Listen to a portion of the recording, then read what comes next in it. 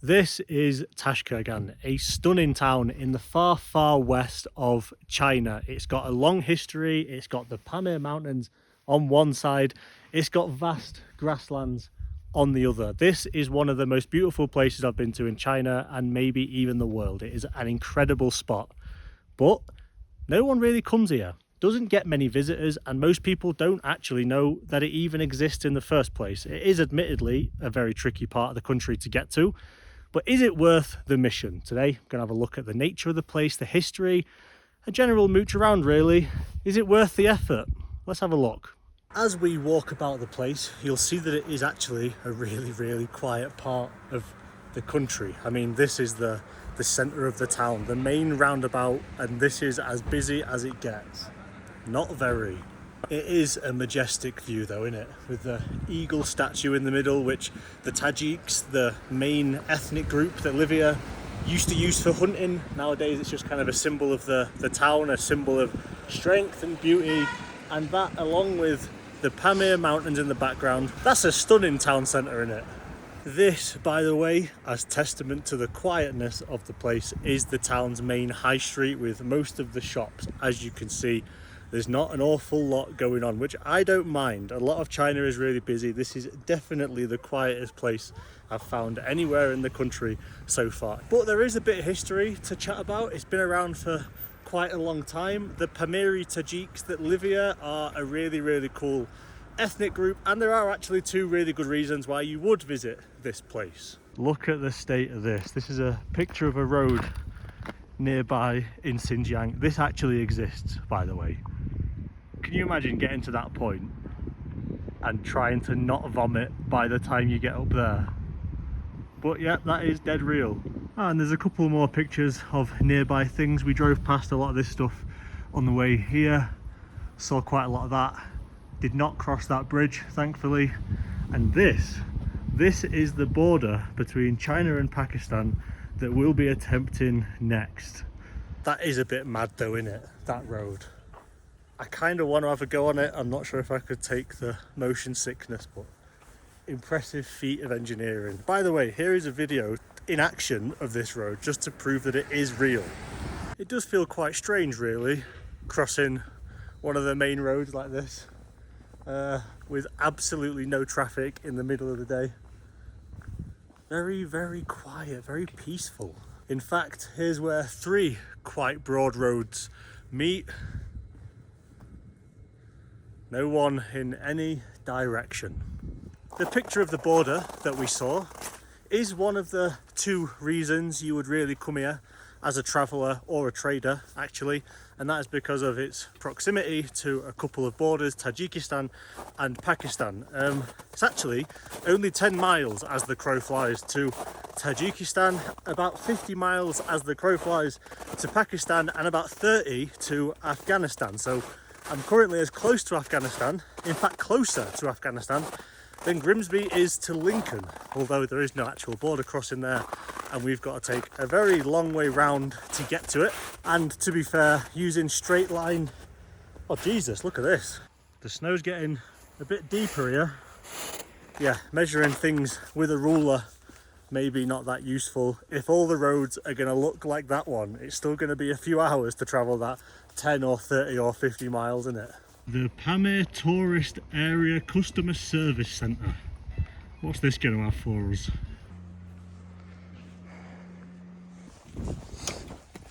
Thanks.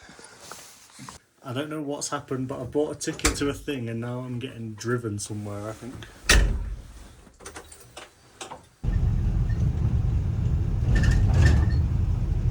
Oh. I've got to say, it does feel a little bit bizarre being like the only tourist, seemingly, in the whole area. The only person in most of these places that I'm walking about. I got a lift though, so I bought a ticket to the Stone City so I can talk about the history of the place, but then got a lift to a museum and shepherded into there, which looked like a pretty cool museum. But I'm now heading to hopefully to the Stone City itself, up these pretty cool looking stairs. But it does all feel a little bit strange. I mean, wonderful. Look at it all. What a nice part of the world. but I feel like I'm the only person for miles, and that's a very strange feeling, especially with all of the tourist infrastructure they seem to have, like the visitor centre, like the museum, like they're ready for people. I am the people, apparently. Anyway, we're up here, coming through this pretty swanky looking archway, hopefully to find what it is we're looking for. Ah, here we go. We've found it. This over here is the ancient stone city of Tashkurgan. So on our approach to what remains of the ancient stone city, Tashkurgan was founded, it's been inhabited for about 2,000 years. It's always been part of the Silk Road, as most of this part of China has. And it's been known by a couple of names, Sarakol and Shitucheng in the past, depending on who had control of it. What are they down there? I know they look tiny from here. Are they yaks or bison? That's a pretty cool sight, isn't it? The scenery of this whole area, the topography, the landscape, it's magic, isn't it? It's not just me, it is mesmerising. I don't know if I'm boring some people by gawping at every opportunity at all of the surroundings here, but everywhere you look, this is a 360 view. We're not even at the top of this castle yet.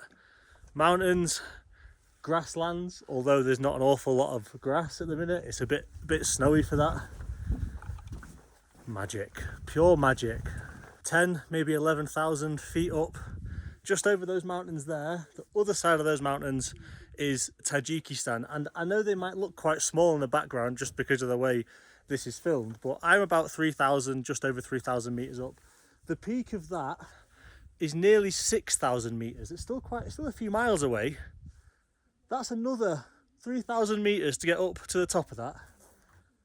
They're big uns, and then in the background over here, they just kind of slope away, and as far as I know, we're going to be driving that way to cross the border to Pakistan, kind of to the edge of these mountains, and then around the corner, if that's what you want to call it, around the corner, past Afghanistan, into Pakistan, and then a really long way through Pakistan to go back again to Afghanistan, which actually is about 30 miles there. So you could fly it in a few minutes, but that is the route we're going to have to take. It's a cracking vantage point, this. Anyway, back to this, the fortress, the stone city. It's actually what gave Tashkurgan its name. It means, in some Turkic languages, stone city. The other name that it has, the Chinese name Shitucheng, also means stone city, named for obvious reasons. The city itself was actually quite a lot bigger than this fortress. This fortress is just kind of the top, the centerpiece. This is a bit of what's left, really.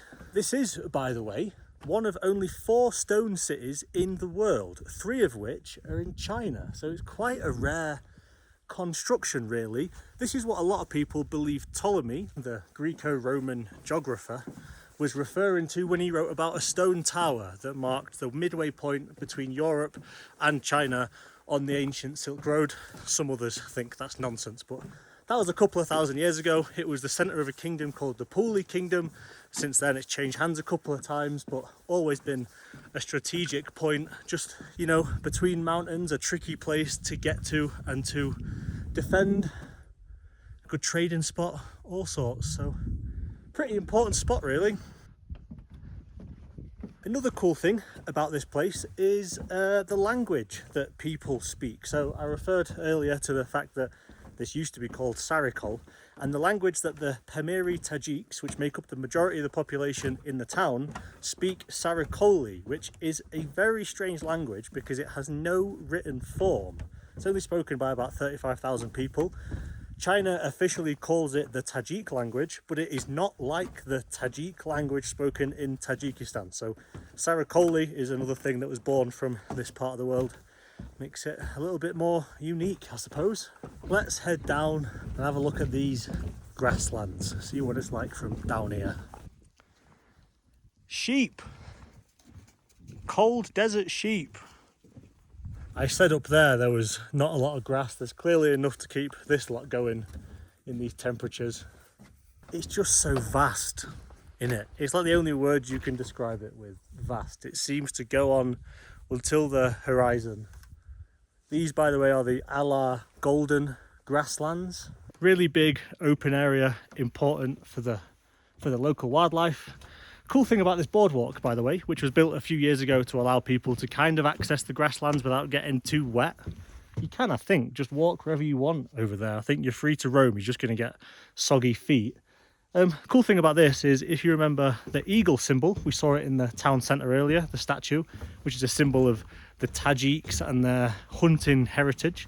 This boardwalk, when viewed from the bird's eye view, an eagle eye view, is the shape of an eagle. Here's a picture. It's pretty cool, that, isn't it?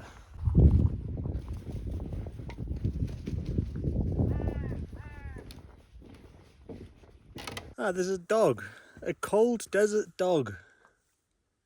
And another one over there. He's well little. And by the way, this is the view of the fortress from down here with the mountains in the background. Glorious. Simply glorious. I'm sure not everyone is that happy to have a boardwalk and a bridge built on the grasslands, disrupting the view, the nature, stuff like that.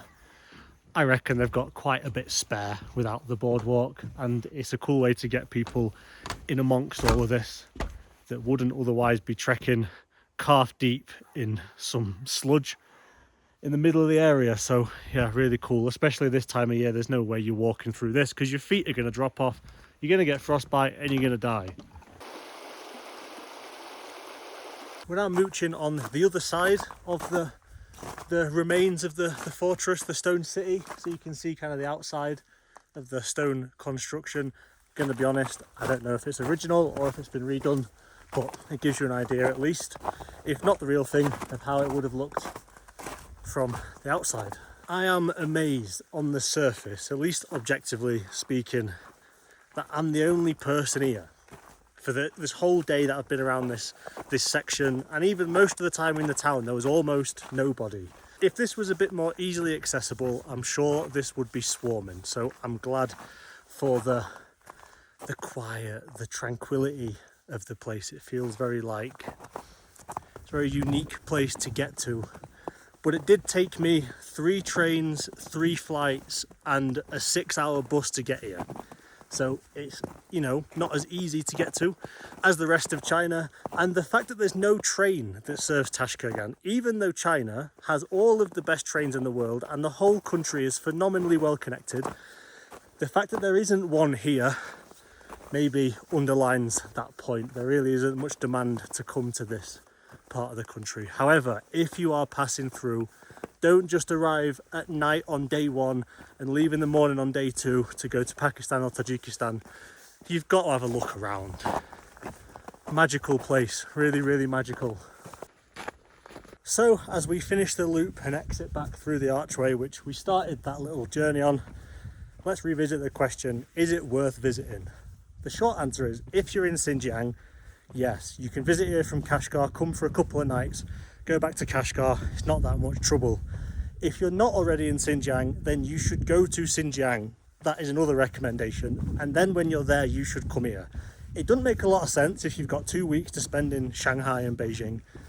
But then that's not how I would spend the 2 weeks in China anyway. I think there's a lot more to offer than that. So it's worth visiting if you're in the region, which you definitely should be, and that is worth visiting. So yeah, it kind of is. More dogs. These ones spent a bit of time barking, so I'm not going to go and say hello. Why are they all so small here? You'd think in a place as cold as this they need to be beefy and fat and insulated. They're all puppies. Now, what is this Easter egg looking contraption? Got absolutely no idea what this is. I don't even know if it's religious. It doesn't look like a typical religious structure of any kind. Let's say a mosque or a Buddhist stupa or something. Just looks a bit like a pastel coloured Easter egg. Yep, no idea at all. It's just plonked there on the side of the road, but again does look cool with the mountainy backdrop. But then again, anything looks cool with that. It's a strong presence, isn't it? Look at this, by the way, for a road. Imagine this being your commute to work, staring at that every morning. Something I want to touch on while we're walking back into the town is my original purpose of coming to Tashkurgan was obviously to cross the border to Pakistan. Like the few other travellers that come here, they do the same thing. But there's not much information about what there is to do in Tashkurgan. There's no real indication that it's any good to visit. On a map it just looks like a small town with, and that's the first vehicle we've seen in quite some time. It doesn't look like there's a lot going on. And so that's why I wanted to make this video, is because when I arrived from Kashgar, hit me immediately how nice it is and how different it is. And for me, that's kind of the important thing about moving about the place. If I'm going to spend a few weeks in China, let's say, there's no point going to Chengdu, Shanghai, Nanjing, Chongqing, and not seeing what the rest of the country has to offer. So I'm hoping a few people that have stumbled across this video have done so because they're looking at a similar trip.